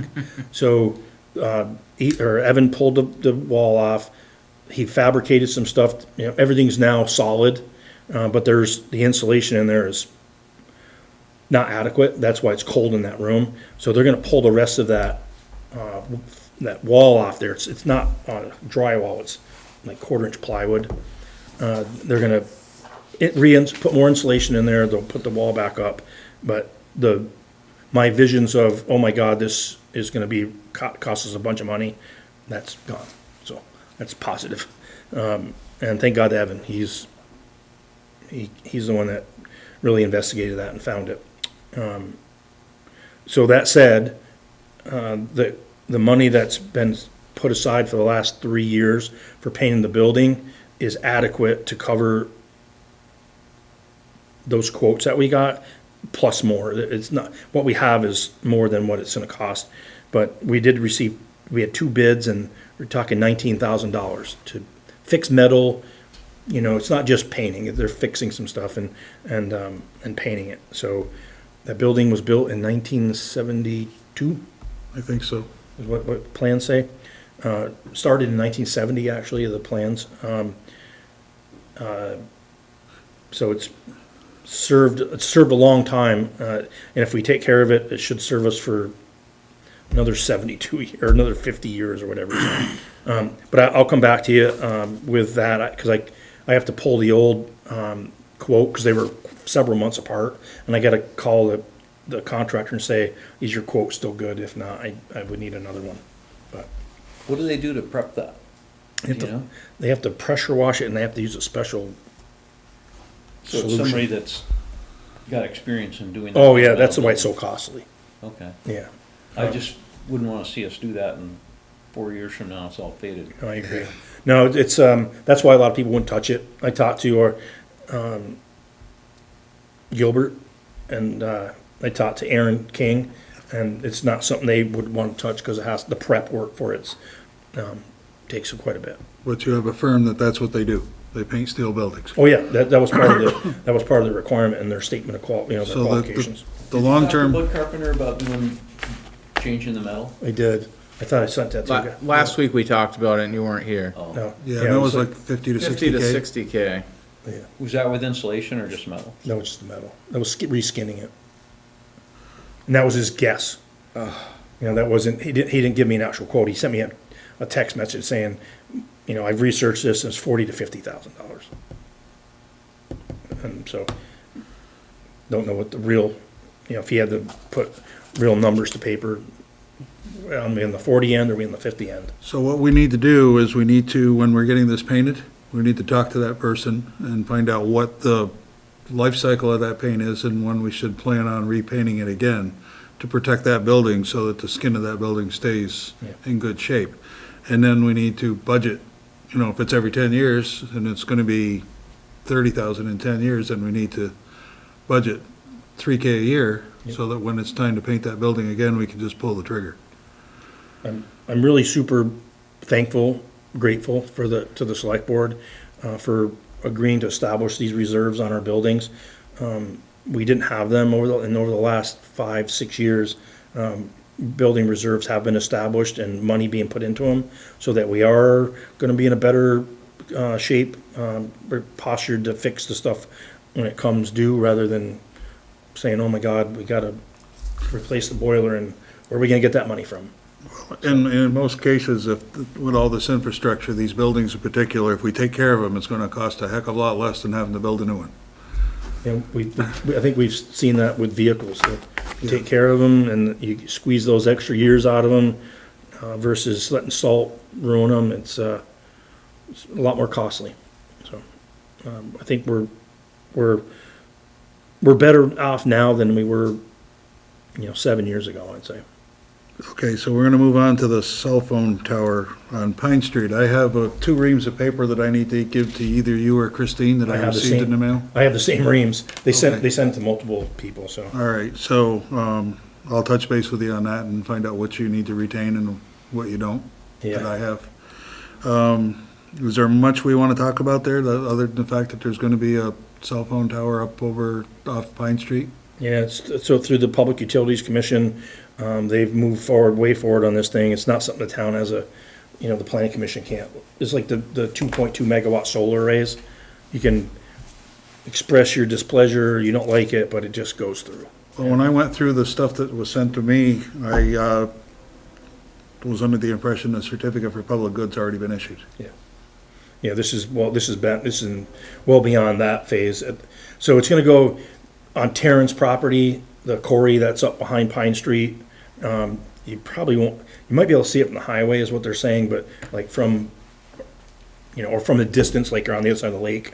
But people that live there, they aren't gonna see it. I'm gonna say it. And they got an easement that they're going through, Colette Monaco's property.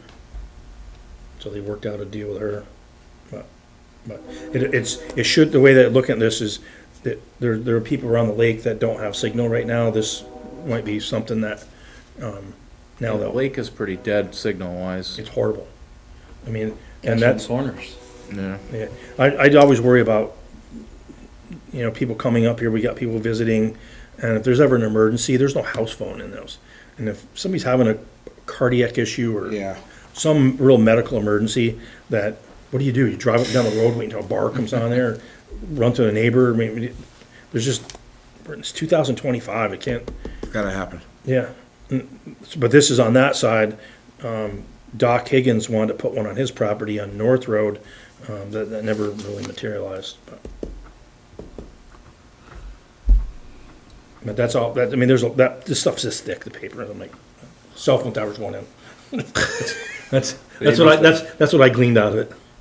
All right, let's move on. Town of Hubbardton Annual Transfer Station. Do we still do a rec appropriation with them, or do we just do the transfer station now? No, they're still doing a rec appropriation for 1,500. What does that entitle them to? Just helps curb some cost of, I mean, you look at our rec budget, it's like $124,000 for, I know what it does for us, but what does it do for them, by them handing us $1,500?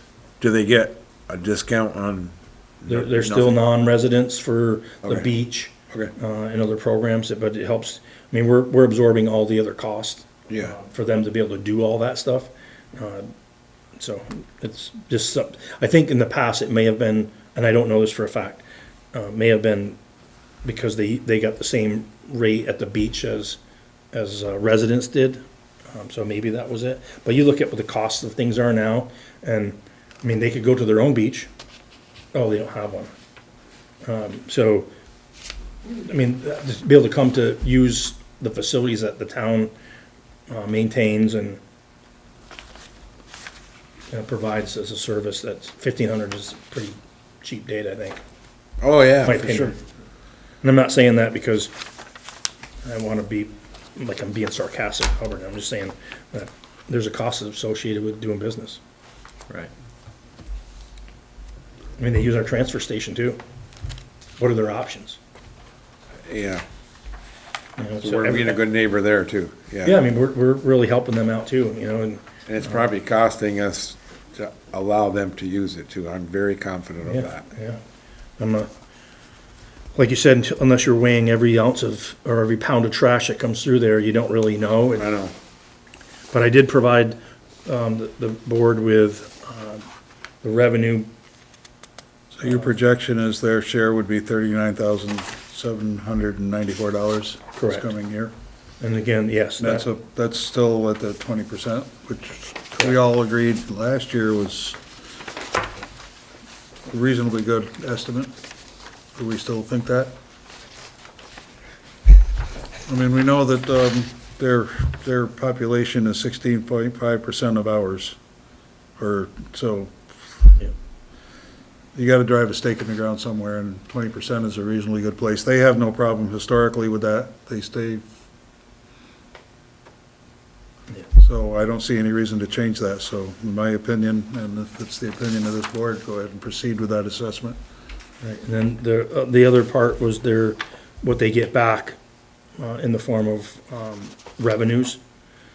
And then let's see, I'm looking. So Hubbardton's, I'm looking on the back page, the 26-27 formula. So our estimated budget would be $394. Hubbardton's share at 20% is $78,820. And then the revenues are, there's a number that's wrong there. One of them's 15.06 is, what is that one? It's on the second page there. Hubbardton's share of applicable anticipated revenue is 15.06%. Where do you see that 15.0? If you look at the, Looking at the second page. no, look at the Always looking second there. document, Oh, that, and at the very far right column with the yellow, okay. Oh, 15.06. okay. So they pay 20% of the operating costs and they get 15.06% of the revenues. Why that is, I think that we've kicked that thing down the road, trying to figure that out, and the Hubbardton Select Board doesn't have a recollection, they just think there was a meeting at some point between the two select boards, and that's what they came up for a number. And I think we've all agreed that it is broke, we're not gonna fix it. Yeah. Is that pretty much it? Yeah, spend too much time on it as it If is. it ain't broke, let's not fix it. Yeah, So if you're in agreement with that, then I would follow up with the Hubbardton Town Clerk and let her know, and then she can let the board know that, I'll send her the documents so they have them. Yeah, I think the board's consensus is to go ahead and proceed, Mike. Do we all agree with that? I do. Yep. I do. Okay, thank you. So let's talk about a manager's report. I didn't do one again. Oh, actually did. I have it, but I'm halfway through it. I don't know if there's any highlights that, So give us the high points. still don't have, oh, I got it up on my computer. The things that might be of interest, Just the high points, Mike. that 6,500, at TNT, called, said it would be done in 2 weeks. 2 weeks is up. Jeff called last week. They said, oh, sorry, not done yet. But I think we have all the parts though. Think And, they have all the parts. Yeah. And, I know that there's an issue. Pulteney ordered a truck and they're not even gonna get it for this winter. Cause they went with Viking surveys and they're just so far behind. But we don't have it, but anticipated that it'll be here for winter. The You have a tandem, contract stating that, right? yeah. Yeah. It's, Should remind them of that. Jeff did, he was like, well, if you got all the parts there, then how come it's not on them? You know, and being a little, kind of a little sarcastic, but, it's not done yet. So he just, I keep bugging him, so I know that he turns around and bugs them. Have they been paid in full? No, Okay. I think it's reasonable to ask them for an assessment of when they think they are gonna have it complete. well, that's what we did that, and they said 2 weeks. It's like, When, that was. that was 2 weeks ago. Let them know we might have to rent a replacement vehicle if it's not done when it snows. At their expense. Yeah, I'm not sure how that would, How that's gonna slide. that would, I know how we can enforce that, but anyway, we're gonna keep pressure on them. I believe we're gonna get it, but I don't think it's gonna be, you know, it won't be, you know, middle of December, but it might be in November that week. Tell them that your unreasonable select board chairman is demanding a reassessment of the delivery date, All right, well, I'll follow. We'll get- or we'll get whatever words something. you choose to use. I think that's a reasonable expectation. The tandem is registered now, so they're gonna start doing training on that. The chutes on it, everything's ready to go. They're gonna try it out for shouldering on East Hubbardton Road, because that paving was completed. And it's gonna take them almost 2 weeks, they think, to put the shoulders down on that, and they're gonna use that truck with the new chute on it to do that. Good thing you got reflectors up through the center there Yeah, when it's dark. it is. It's dark. That's a Class 2 state highway, so after the paving was done, Jeff reached out to V-Trans and let him know that that was done, and then they do the other Class 2 roads, so they'll get to it. They just program it. We talking about East Harbor Road? Yeah, but they also, South Street, North Road, excuse You're me. talking about the Blissville line Road. striping, right? Yeah, that's Class 2, that's their V-Trans does that. Yeah. They do one or the other. Center lines or fog lines, they don't do both. We won't see you out there with a spray can like I did a year or two ago? No. Correct? Okay, No. all right. If you noticed, the lines were done in the village. I got a call from John Raylan, who said he's just was questioning why it wasn't done, and it just happened to be great timing. I'm like, well, it's supposed to be done next week. And sure enough, it was done. Good. South Street and the village, I didn't do the rest of them. We're trying to save, it got so expensive that it outpaced our budget, so I saved some money by just doing the village, and then that money rolls over in the highway department till next year, so we should be able to get everything done next year. It's almost like we're on a 2-year cycle.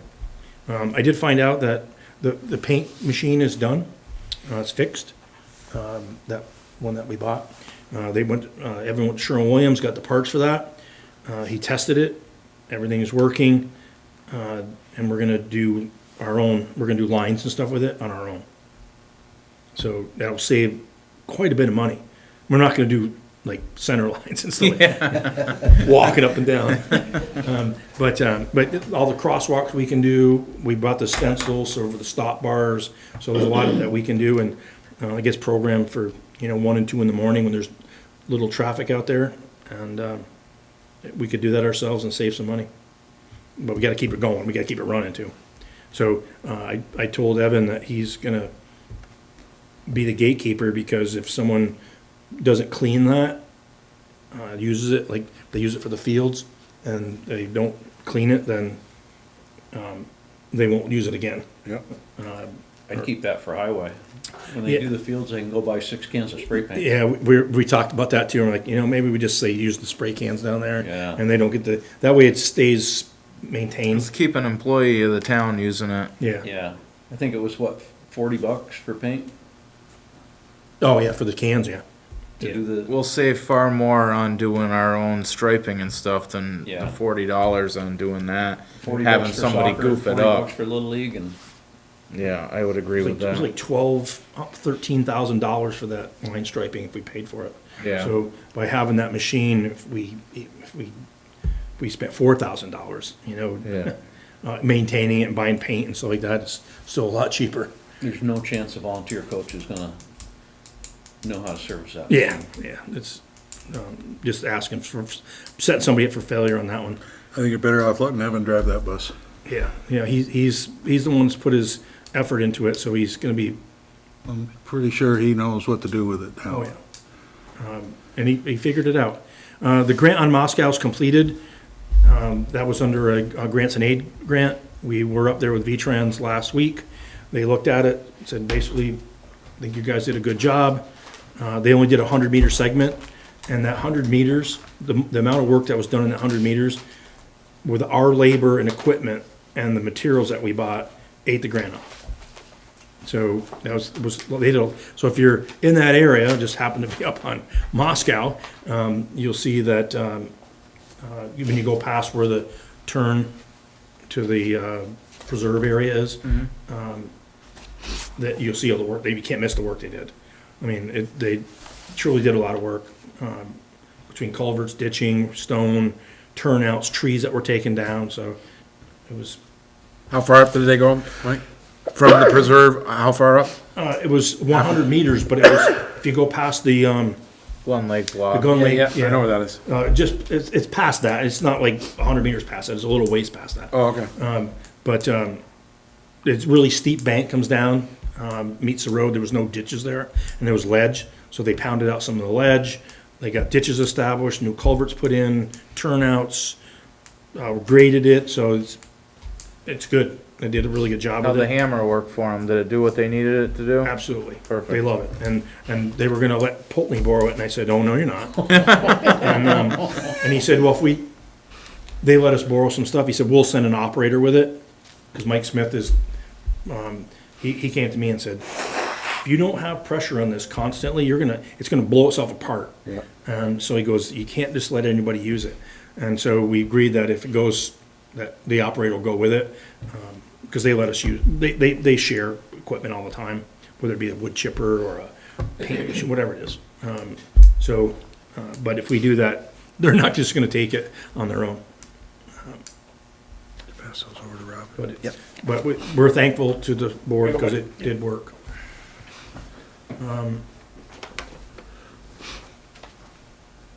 The depot, or not Depot Terrace, West Crystal Haven, I got more emails today. There's a meeting coming up on Friday.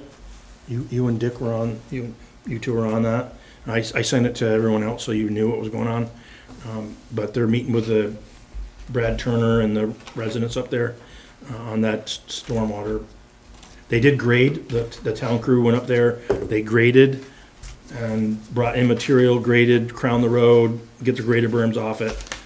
But there's a meeting gonna be, I think it's Friday, if I remember correctly. Can you stay I'm not that? sure how productive this is gonna be. They haven't got in touch with all the landowners. No, one of the landowners And the that, most crucial one. Brad Turner's been the squeakiest wheel out of all of them. Cause one of them on the northeast side is on his property. So, but they were still trying to get hold of people, but, I don't know. I don't know how productive it's gonna be, but I think they're trying to move forward. Can I ask you again about the one-way street? It's still not one-way. They put a bag, when they were doing work up there, they put a bag over it so that people could go in and out, just for that period of time. Put a bag over what? Over this one-way sign. It is there? Yeah. Because I haven't seen a one-way sign there. At the bottom of the hill. Okay, Because you can go in, but you can't come up. okay. I'll look at it again. Yeah, so they put a sign down at the base of the hill, and Say do not enter? Is that what it it says? says one way. One way pointing towards the lake. No, like, you can't, or maybe it says do not enter. I can't, I shouldn't. I I didn't thought it was see a one-way either. sign, but that doesn't make sense. So anyway, Maybe you they, didn't know which way they meant. I covered them. I asked them, and I didn't see any sign mark. well, no, Bobby Chestnut did work at Rick Pontillo's place, and they had to close the road. So I said, you gotta put cover the sign so yeah. people can go in and out. Okay. And I'll look so for a sign. I texted him in the morning and said, did you cover the sign? And he said, I did. So it was, but it's at the bottom of the hill though, Oh, okay, okay. allegedly. I didn't see it, but I was told it Okay. was. I didn't see it either. So. But, yeah, they did work down there. So that's gonna happen. I mean, it's gonna be a one-way, right? It already is. The sign was up before it got covered. Okay. I'm telling I you. don't think he's lying to me. I tell you, I looked twice. I looked on the way in, looked on the way out, and there's nothing there. I didn't see it. Okay. But I'll go look again. I'm- I just, He did, he told me, and yeah, that's fine. he said he covered it. Okay. That's it. Roof, that's sewer commission.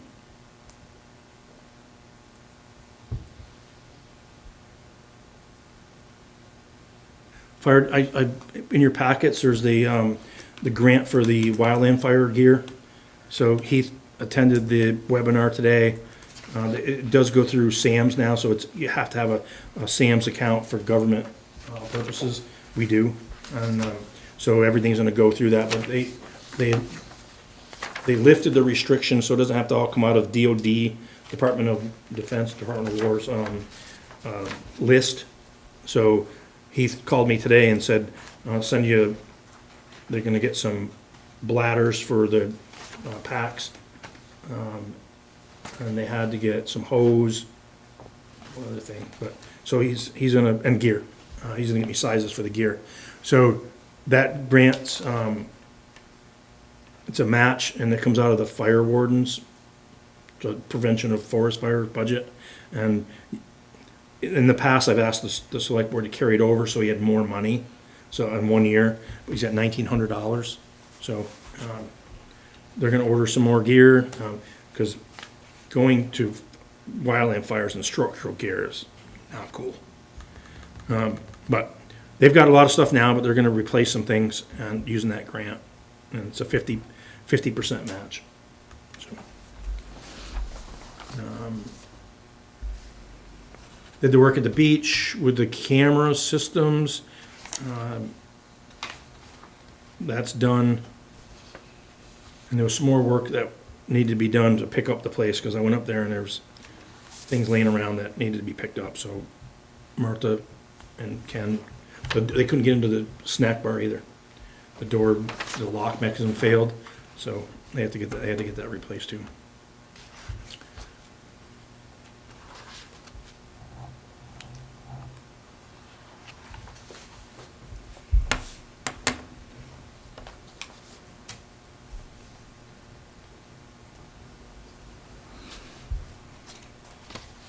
And that's it. Unless you have any questions. The sidewalks, is there any update? Which one? Both of them. So, let's see, the one on South Street, the update on that one was has to be put out, rebid, because nobody bid on it. So that will go out in the early part of spring, like February, March timeframe.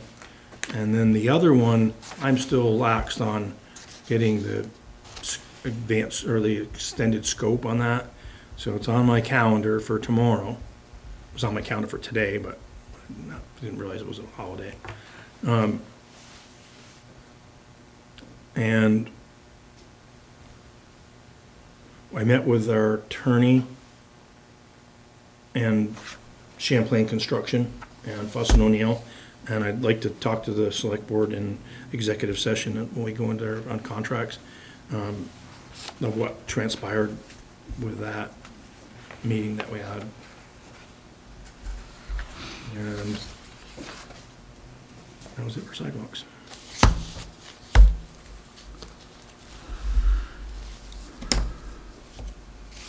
Sewer commissioners, I did mention to you, so on the 27th, to have a Board of Sewer Commissioners meeting, and talk about the updates to the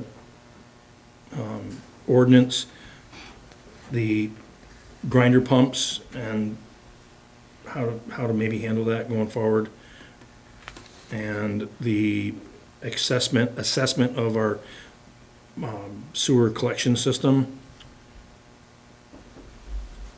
and Depot Terrace. The other thing that had to be talked about was the grinder pump and who pays for it and who's responsible to maintain it. And I believe that the board had said that to get a hold of Matt Brown to be at that meeting, so for the 27th. Okay. Any other questions for the town manager? Purchase orders. I've got one on here that I don't have any idea what it's for. Make a motion to approve purchase order number 054665 to Diane Sullivan for the sum of, looks like $472.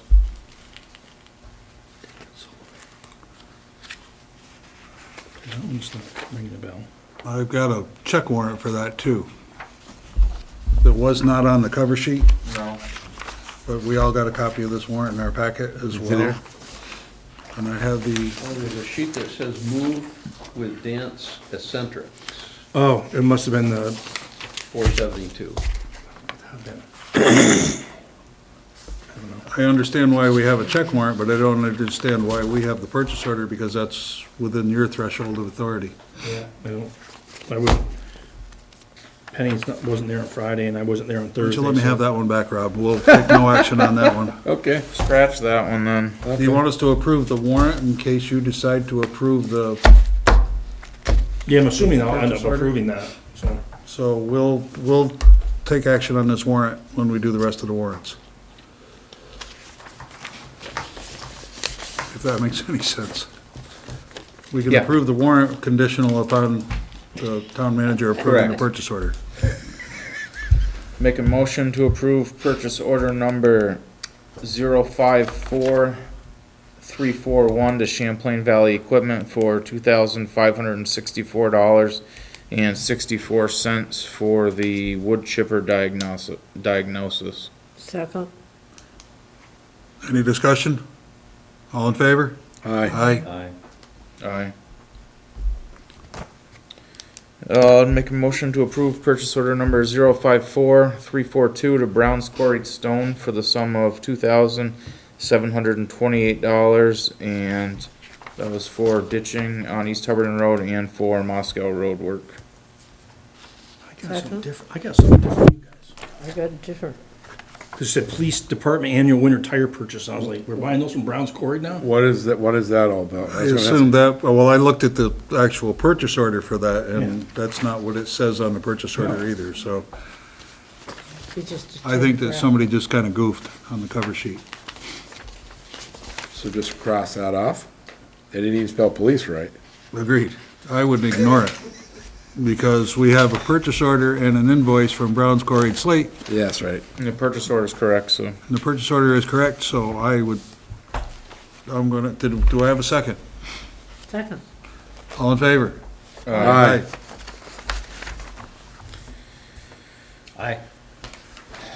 Would make a motion to approve purchase order number 054622 to Earl's Truck Repair for the sum of $2,200.54 for hooking up a plow Second. on the sewer truck. All in favor? Aye. Aye. Aye.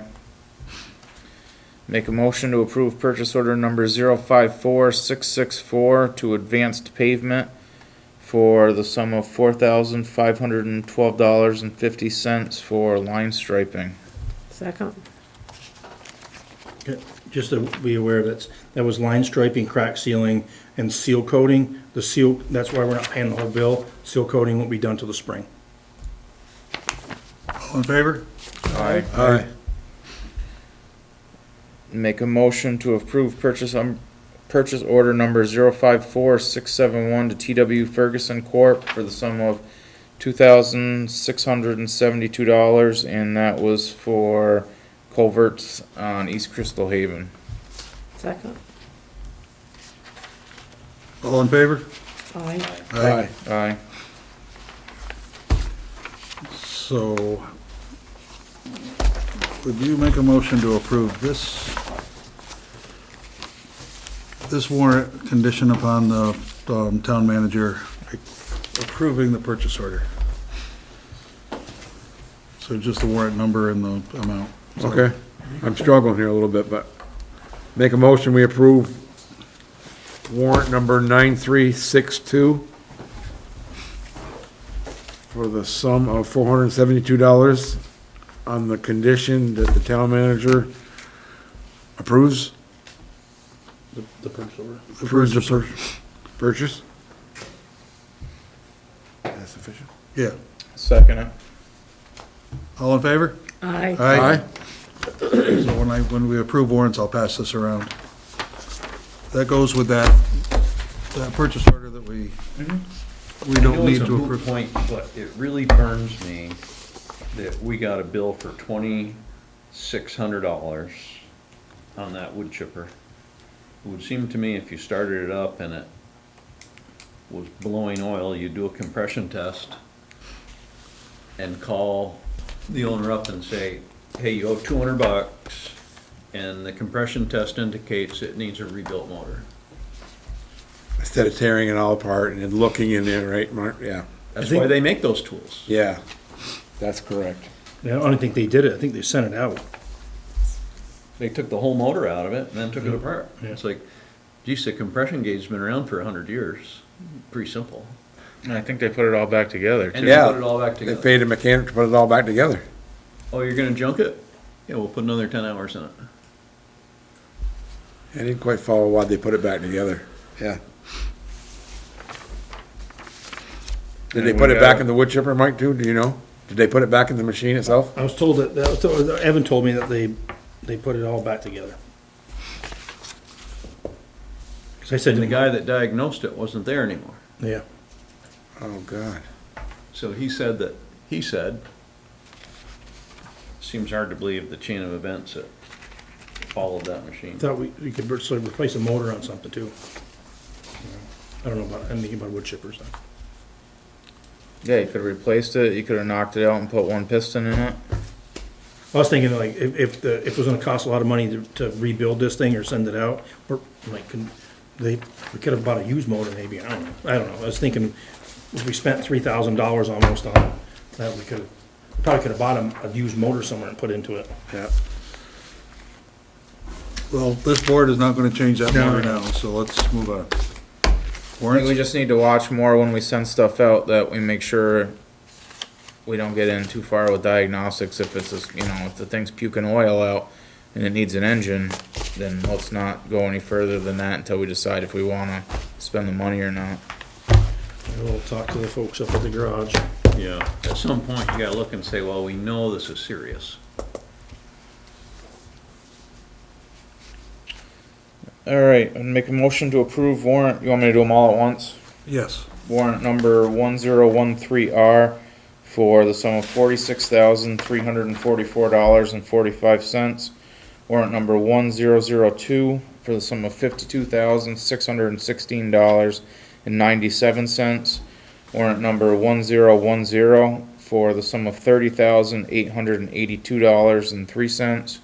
Warrant number 1013 for the sum of $358,502.32. Warrant number 0925P for the sum of $20,226.02. Warrant number 1002P for the sum of $20,901.47. And warrant number 1009P for the sum of $20,520.95. Second. Any discussion? All in favor? Aye.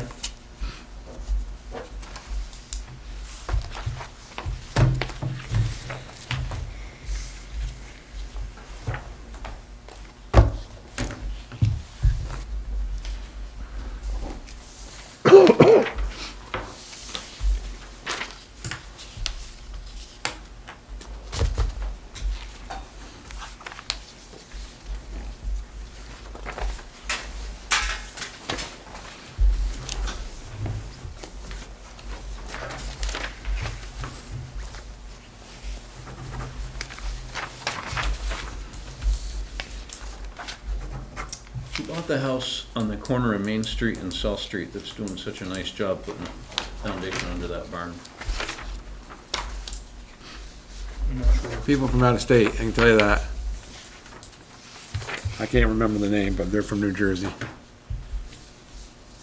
The owner's doing it himself. When they cut those bushes away from it, it exposed how just crappy shape that siding was, just getting all moldy and. Yeah. The house is in rough shape.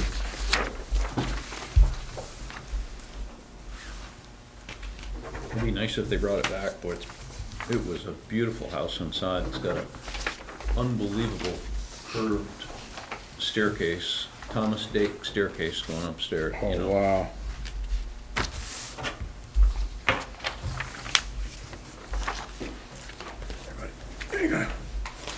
If Dick was to remake that staircase, it'd probably be $500,000. Just, There's nothing fast about curved work. it's beautiful. I've done a lot of it, there's And nothing it's fast really about wide. it. Be doing a little bit of round top stuff here this next couple of weeks. Ski Manor's coming up again.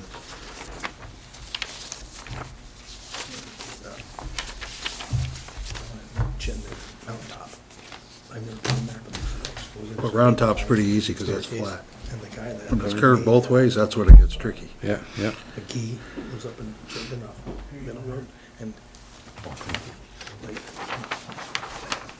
no, like, high school I don't know, you've seen some of the round top stuff I've done, haven't you? I think so, yeah. helicopter. The stuff that's bent and round at the same time is the stuff that's A whole really nother tricky. level.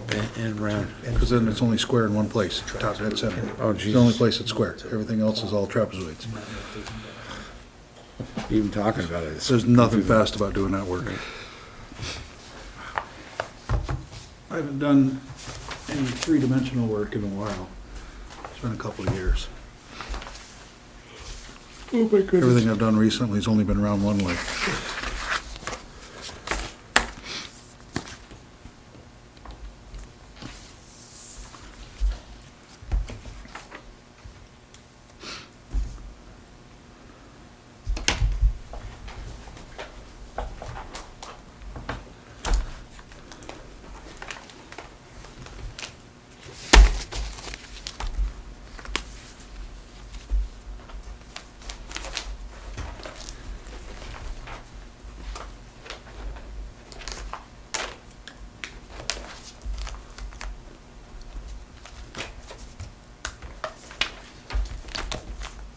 Agree.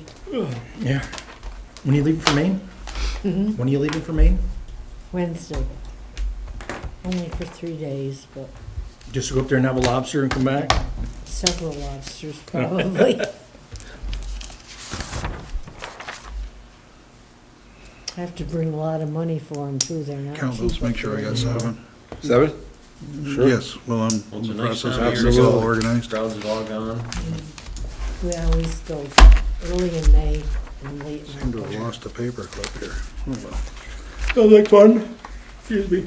Oh, there it is. I bought a lobster Got for it? price. I do. Shaw's. It's one of those chicks. Those ones is all, like 17 bucks or something. Like, they're tiny. You need 3 of them. I was like, I got 7 here, Dick. not much bigger than crayfish. Yeah. Yeah. And there's the paper clip. Go right there. Dumbo. Yeah. Seafood's gotten really expensive. Not reasonable as pork. Select board comments, Mary Lee? Just one, a question, how are you coming in replacing Allison? I had, on Friday, I heard from the staff there that there was a lady that Megan knows wanted to apply. So other than that, there's been nobody that's thrown their name in the hat right now. I know an excellent person, but I don't think she's looking to. That over to Rob. Tony Lobdell is a phenomenal secretary. Yeah, don't I know think Tony. she- Tell her to don't come talk think to me. she's looking for anything. Yeah, she was a teacher, so imagine she's meticulous too. Keeping spelling, punctuation. Is that it? I'll ask her, maybe she is, she can call you. Please, if she does, I'll take her out to lunch. Rob? I have nothing, Dick. Bob? I attended the Zoom meeting of the SWAC tonight at 5:30, and they voted to accept Castleton and Hubbardton. Excellent. Yeah. We have to have a positive vote, though. They said, next March, and I asked them, I said, can we have it before that? Yeah, you can vote whenever. But from the time you vote, if it's a positive vote by the taxpayers of Castleton, it takes exactly a year. So if we could get it voted by this November, by November of next year, we could be out of the solid waste. Yeah, because I think budget-wise, it'd be nice to know how we're budgeting, because that changes dynamics of things. Yes. But you have to have a special town meeting to get the vote. Well, can't you hold the vote at like your regular election, like in November? Couldn't you? Whatever is this fall, I don't even, I don't even know if we're Primaries? having an election Oh, this fall. I don't It's an know. odd year. Okay, okay. So there may Well, not then be- maybe it has to wait till March. Well, no, we can have an election anytime we so choose. We have that authority. Yeah, yeah. it's So- just a But it- piece of paper ballot, so it's not, doesn't have to go through the reader, so it's a lot less expensive, I guess I should have said. That would be up to you folks, but yeah. So can you have, the town clerk give us an estimate of the cost? And what the logistics would be to do a special election in November? I'm not opposed, I mean, Yeah. but we need to know what, Yeah. They got a petition going around now to, for the community center.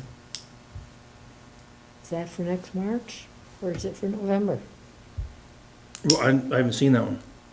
Oh, it's A been going petition to around do for what? a couple weeks anyway.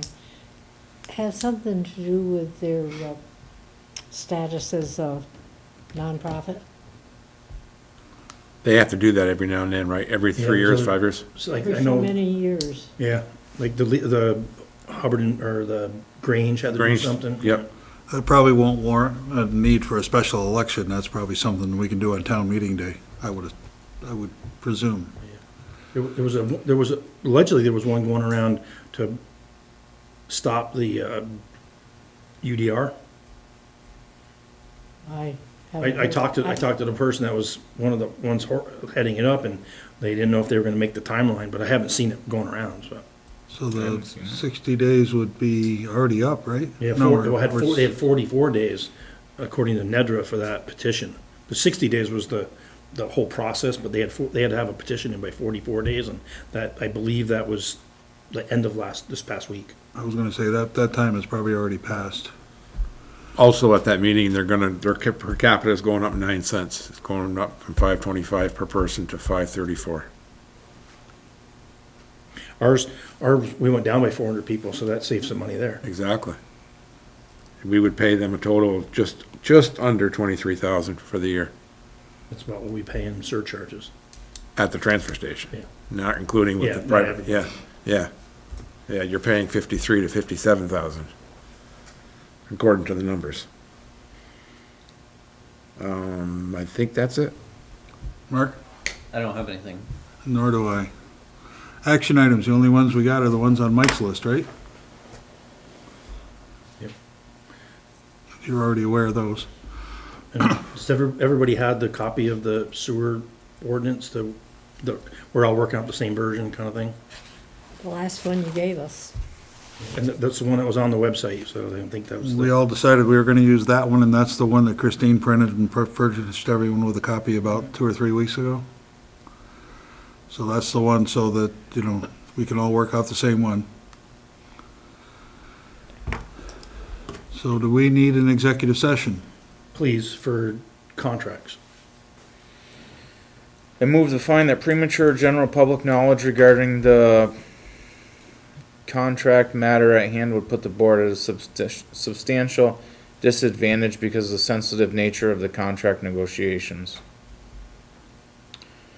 I move that we enter into executive session to discuss the contract matter under the provisions of Title I, Section 313A1A of the Vermont statutes. Second? Any discussion? All in favor? Aye. Aye. We're in executive session with the board and the town manager. Recording stop.